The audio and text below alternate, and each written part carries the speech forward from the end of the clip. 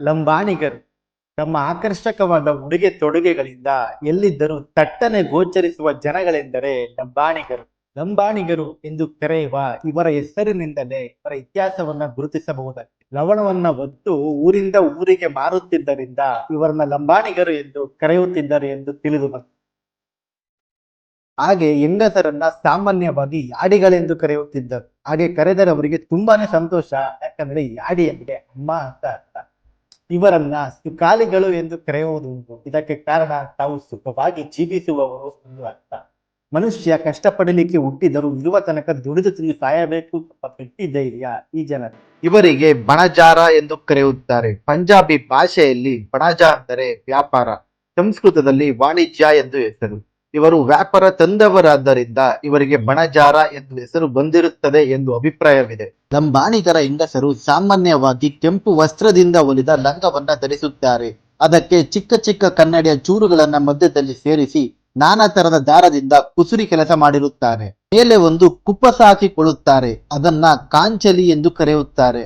ಮೈ ಮೇಲೆ ಅನೇಕ ರೀತಿಯ ಆಭರಣಗಳನ್ನ ಹಾಕಿಕೊಳ್ಳುತ್ತಾರೆ. ಕೈಯಲ್ಲಿ ಗುಂಡಿನಾಕಾರದ ಬಳೆಗಳನ್ನ ಹಾಕಿಕೊಂಡಿರುತ್ತಾರೆ. ಅದಕ್ಕೆ ಬಲ್ಯ ಎಂದು ಕರೆಯುತ್ತಾರೆ. ಕಾಲಲ್ಲಿ ಹಿತ್ತಾಳೆಯಿಂದ ಮಾಡಿದ ಸುತ್ತುಗಳನ್ನು, ಕೈಗೆ ತಾಮ್ರದ ಉಂಗುರಗಳನ್ನು ಹಾಕಿಕೊಂಡಿರುತ್ತಾರೆ. ಕೈ ಮೇಲೆ ಅಚ್ಚೆಯನ್ನು ಹಾಕಿಸಿಕೊಂಡಿರುತ್ತಾರೆ. ಇಷ್ಟೊಂದು ಕಲಾತ್ಮಕವಾದ ಉಡುಪುಗಳನ್ನ ಇವರು ಧರಿಸುತ್ತಾರೆ. ಇವರು ಇಟ್ಟುಕೊಳ್ಳುವ ಹೆಸರುಗಳು ಕೂಡ ತಮ್ಮ ಜಾತಿಯವರು ಎಲ್ಲಿದ್ದರೂ ಆ ಹೆಸರಿನಿಂದಲೇ ಗುರುತಿಸುವಂತಿರುತ್ತದೆ. ಗಂಡಸರಿಗೆಲ್ಲ ಹೆಸರಿನ ಜೊತೆ ನಾಯಕ್ ಎಂದು ಹಾಗೂ ಹೆಂಗಸರಿಗೆ ಯಾಡಿ, ಬಾಯಿ ಎಂದು ಸಾಮಾನ್ಯವಾಗಿ ಇರುತ್ತದೆ. ಉದಾಹರಣೆಗೆ ಭೀಮನಾಯಕ, ರಾಮನಾಯಕ, ಯಶೋಧಬಾಯಿ ಇತ್ಯಾದಿ. ಇವರ ಮೂಲ ಕಸುಬು ವ್ಯಾಪಾರ ಮತ್ತು ಪಶು ಸಾಗಾಣಿಕೆ. ವಿಜಯನಗರ ಸಾಮ್ರಾಜ್ಯದಲ್ಲಿ ಇವರು ಮುತ್ತು, ರತ್ನ ಮತ್ತು ಬೆಳ್ಳಿ, ಬಂಗಾರವನ್ನ ಮಾರುತ್ತಿದ್ದರು. ಬ್ರಿಟಿಷರಿಗೆ ಪೈಪೋಟಿಯನ್ನ ನೀಡಿದವರು. ಆಡುವುದು ಲಂಬಾಣಿಗರ ಜನಪದ ಪ್ರಕಾರವಾದರೆ ಮತ್ತೊಂದು ಪ್ರಸಿದ್ಧ ಜನಪದ ಪ್ರಕಾರವೆಂದರೆ ಕುಣಿತ. ಇವರ ಮಾತೃಭಾಷೆ ಲಂಬಾಣಿಗೆ ಯಾವುದೇ ಲಿಪಿಗಳಿಲ್ಲ. ಈ ಭಾಷೆ ದೇವರ ಭಾಷೆ ಅಂತಲೇ ಪ್ರಸಿದ್ಧವಾಗಿರುವ ಸಂಸ್ಕೃತ ಭಾಷೆಯನ್ನ ಒಳಗೊಂಡಿರುತ್ತದೆ. ಹಾಗೆ ಇವರ ಮುಖ್ಯ ದೇವರು ಸೇವಲಾಲ್. ಲಂಬಾಣಿಗರಲ್ಲಿ ಜಾತ್ ಮತ್ತು ಬೂಕ್ಯ ಎಂದು ಎರಡು ದೊಡ್ಡ ಪಂಗಡಗಳೇ ಇದ್ದಾವೆ. ಜಾತ್ನವರು ಜಾತ್ನಲ್ಲಿಯೂ ಬೂಕ್ಯದವರು ಬೂಕ್ಯದಲ್ಲಿಯೂ ಎಂಟಸ್ತನ ಬೆಳೆಸುವಂತಿಲ್ಲ. ಜಾತ್ನವರು ಬೂಕ್ಯದಲ್ಲಿಯೇ ಮದುವೆ ಆಗಬೇಕು. ಹಿಂದೆ ಮದುವೆಯನ್ನ ತೊಟ್ಟಿಲಿನಲ್ಲಿಯೇ ಮಾಡಲಾಗುತ್ತಿತ್ತು. ನಂತರ ಹೆಣ್ಣು ಬೆಳೆದು ದೊಡ್ಡವಳಾದ ಮೇಲೆ ಗಂಡನ ಮನೆಗೆ ಕಳಿಸುತ್ತಿದ್ದರು. ಇಂದಿನ ಕಾಲದಲ್ಲಾದರೆ ಇವರ ಜನಾಂಗದಲ್ಲಿ ತಿಂಗಳಾನುಗಟ್ಟಲೆ ಮದುವೆ ಆಗುತ್ತಿತ್ತು. ಈಗ ಆ ಪದ್ಧತಿ 3 ದಿವಸಕ್ಕೆ ಇಳಿದಿದೆ. ಮದುವೆ ಇನ್ನು 6 ತಿಂಗಳಿದೆ ಎನ್ನುವಾಗಲೇ ಬೆಲ್ಲ ತಿನ್ನಲಿಕ್ಕೆ ಹೋಗುತ್ತೇವೆಂದು ಹೋಗುತ್ತಾರೆ.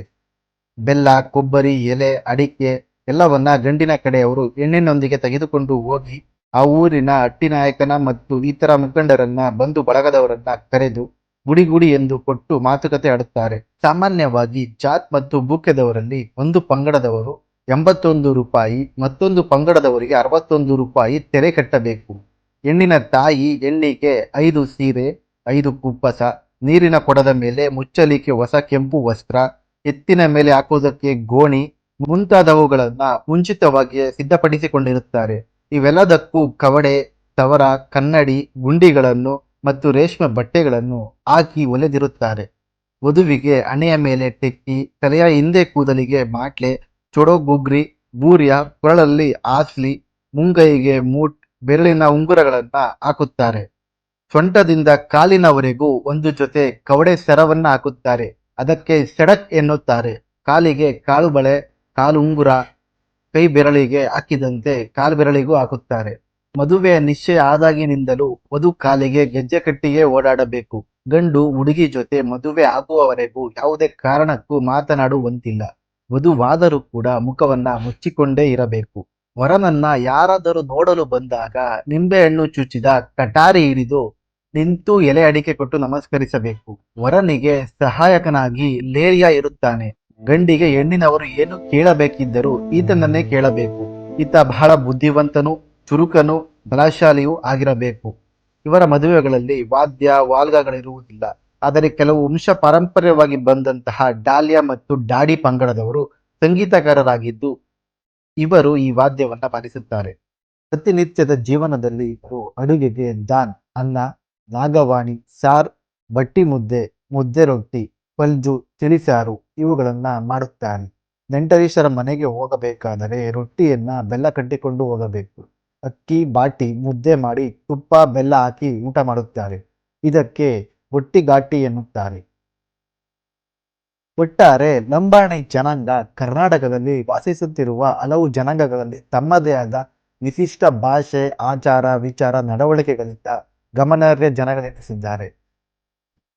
ಒಟ್ಟಿನಲ್ಲಿ ಕರ್ನಾಟಕವು ಹಲವು ಜನಾಂಗಗಳ ತವರೂರು, ಹಲವು ಧರ್ಮಗಳ, ಹಲವು ಜಾತಿಗಳನ್ನು ತನ್ನಲ್ಲಿ ಗರ್ಭೀಕರಿಸಿಕೊಂಡಿರುವ ಈ ನಾಡು ಜನಪದ ಅಧ್ಯಯನ ಕೈಗೊಳ್ಳುವವರಿಗೆ ಸತ್ವಪೂರ್ಣ ಸಾಮಗ್ರಿಯನ್ನು ಒದಗಿಸುತ್ತಾ ಬಂದಿದೆ. ಎಷ್ಟೋ ಜನಕ್ಕೆ ಇದ್ರ ಬಗ್ಗೆ ಗೊತ್ತೇ ಇರಲ್ಲ. ಇದೇ ತರ ಯೂಸ್ಫುಲ್ ಇನ್ಫಾರ್ಮೇಶನ್ಸ್ಗೆ ನನ್ನ ಪೇಜ್ನ ಫಾಲೋ ಮಾಡಿ, ಆದಷ್ಟು ಈ ವಿಡಿಯೋನ ಶೇರ್ ಮಾಡಿ. ಧನ್ಯವಾದ.